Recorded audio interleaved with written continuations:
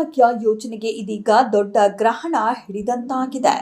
ಬಡವರ ಹೊಟ್ಟೆ ತುಂಬಿಸಬೇಕಾದ ಪಡಿತರ ಅಕ್ಕಿ ವಿತರಣೆ ರಾಜ್ಯದಲ್ಲಿ ಸಂಪೂರ್ಣವಾಗಿ ವಿಳಂಬವಾಗ್ತಿದೆ. ಕಳೆದ 3 ತಿಂಗಳಿಂದ ಅಕ್ಕಿ ವಿತರಣೆಯಲ್ಲಿ ಸಾಕಷ್ಟು ಸಮಸ್ಯೆ ಉಂಟಾಗಿದ್ದು ಜನಸಾಮಾನ್ಯರು ಕಂಗಾಲಾಗಿದ್ದಾರೆ. ಮೈಸೂರು ನಗರ ಪಾಲಿಕೆ ಆಯುಕ್ತರಾಗಿ ಎಂಕೆ ಸವಿತಾ ಅಧಿಕಾರ ಸ್ವೀಕರಿಸಿದರು. ನಿರ್ಗಮಿತ ಆಯುಕ್ತ ಶೇಖ್ ತನ್ವೀರ್ ಆಸಿಫ್ ಅವರು ನೂತನ ಆಯುಕ್ತರಿಗೆ ಹೂಗುಚ್ಛ ನೀಡಿ ಅಧಿಕಾರ ಹಸ್ತಾಂತರಿಸಿದರು. ಪ್ರವಾಸಿ ತಾಣ ಸಾಂಸ್ಕೃತಿಕ ನಗರವಾಗಿರುವ ಮೈಸೂರಿನಲ್ಲಿ ಸ್ವಚ್ಛತೆಗೆ ಮೊದಲ ಆದ್ಯತೆ ನೀಡಲಾಗುವುದು. ರಾಜ್ಯದಲ್ಲಿ ಬರಗಾಲವಿದ್ದು ಮಂಡ್ಯ ಜಿಲ್ಲೆಯಲ್ಲಿ ಹಸಿರಾಗಿದ್ದ ಕಬ್ಬಿನ ಫಸಲು ಒಣಗಿದೆ. ಮುಖ್ಯಮಂತ್ರಿ ಡಿಕೆ ಶಿವಕುಮಾರ್ ಈ ಬಗ್ಗೆ ತಲೆಕೆಡಿಸಿಕೊಂಡಿಲ್ಲ. ಸಭೆ ನಡೆಸಿ ಬರ ಘೋಷಣೆ ಮಾಡಬೇಕಿತ್ತು, ಅದನ್ನ ಮಾಡದೆ ಕೇಂದ್ರ ಸರ್ಕಾರ 10,000 ಕೋಟಿ ರೂಪಾಯಿ ಬರ ಪರಿಹಾರ ಬಿಡುಗಡೆ ಮಾಡಬೇಕು ಎಂದು ಒತ್ತಾಯಿಸುತ್ತಿದ್ದಾರೆ ಎಂದು ವಿಧಾನಸಭೆ ವಿರೋಧ ಪಕ್ಷದ ನಾಯಕ ಆರ್ ಅಶೋಕ್ ಆರೋಪಿಸಿದರು.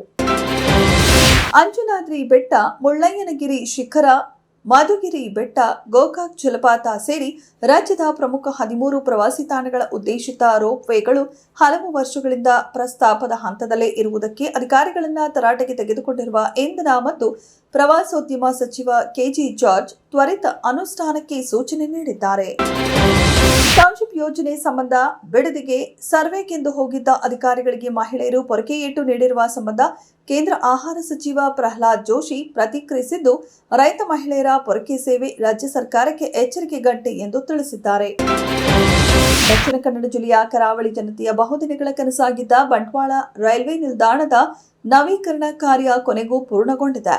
ಕೇಂದ್ರ ಸರ್ಕಾರದ ಮಹತ್ವಾಕಾಂಕ್ಷೆಯ ಯೋಜನೆ ಅಡಿ ಬರೋಬ್ಬರಿ 26.18 ಕೋಟಿ ರೂಪಾಯಿ ವೆಚ್ಚದಲ್ಲಿ ಈ ನಿಲ್ದಾಣವನ್ನು ಅತ್ಯಾಧುನಿಕವಾಗಿ ಮರು ನಿರ್ಮಾಣ ಮಾಡಲಾಗಿದ್ದು ಉದ್ಘಾಟನೆಗೆ ಸಜ್ಜಾಗಿದೆ.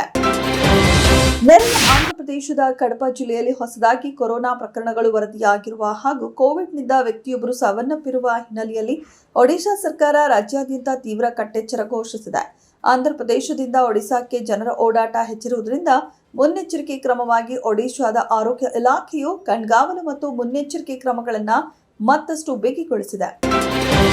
ವಿಶ್ವವಿಖ್ಯಾತ ಜುರಾಸಿಕ್ ಪಾರ್ಕ್ ಸಿನಿಮಾದಲ್ಲಿ ಡಾಕ್ಟರ್ ಆಲನ್ ಗ್ರಾಂಟ್ ಪಾತ್ರದ ಮೂಲಕ ಜಾಗತಿಕ ಮಟ್ಟದಲ್ಲಿ ಕೋಟ್ಯಾಂತರ ಅಭಿಮಾನಿಗಳ ಹೃದಯ ಗೆದ್ದಿದ್ದ ನ್ಯೂಜಿಲೆಂಡ್ನ ಖ್ಯಾತ ಹಿರಿಯ ನಟ ಸರ್ ಸ್ಯಾಮ್ ನೀಲ್ ಸೋಮವಾರ ಆಸ್ಟ್ರೇಲಿಯಾದ ಸಿಡ್ನಿಯಲ್ಲಿ ನಿಧನರಾಗಿದ್ದಾರೆ.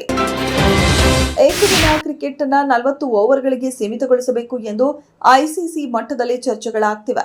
ಏಕದಿನ ಕ್ರಿಕೆಟ್ನ ಜನಪ್ರಿಯತೆಯನ್ನ ಉಳಿಸಲು ಅದನ್ನು 40 ಓವರ್ಗಳಿಗೆ ಕಡಿತಗೊಳಿಸುವ ಬದಲು ಹೆಚ್ಚಿನ ತ್ರಿಕೋನ ಸರಣಿಗಳನ್ನು ಆಡಿಸಬೇಕು ಎಂದು ಗಿಲ್ ಅವರು ಅಭಿಪ್ರಾಯಪಟ್ಟಿದ್ದಾರೆ. ವಿಶ್ವದಾದ್ಯಂತ 100 ಕೋಟಿ ರೂಪಾಯಿ ಕ್ಲಬ್ ಸೇರಿದ ಸಮಂತಾ ನಟನೆಯ ಮಾ ಇಂಟಿ ಬಂಗಾರಂ ಸಿನಿಮಾದ OTT ಬಿಡುಗಡೆ ದಿನಾಂಕ ಈಗ ಖಚಿತವಾಗಿದೆ. ಈ ಚಿತ್ರದ ಡಿಜಿಟಲ್ ಸ್ಟ್ರೀಮಿಂಗ್ ಹಕ್ಕುಗಳನ್ನು ಪ್ರಮುಖ OTT ಸಂಸ್ಥೆ ಜಿಯೋ ಹಾಟ್ಸ್ಟಾರ್ ಪಡೆದುಕೊಂಡಿದೆ. ಅಧಿಕೃತ ಪ್ರಕಟಣೆಯ ಪ್ರಕಾರ ಜುಲೈ 17, 2026 ರಿಂದ ಮಾ ಇಂಟಿ ಬಂಗಾರಂ ಸ್ಟ್ರೀಮಿಂಗ್ ಆರಂಭವಾಗಲಿದೆ.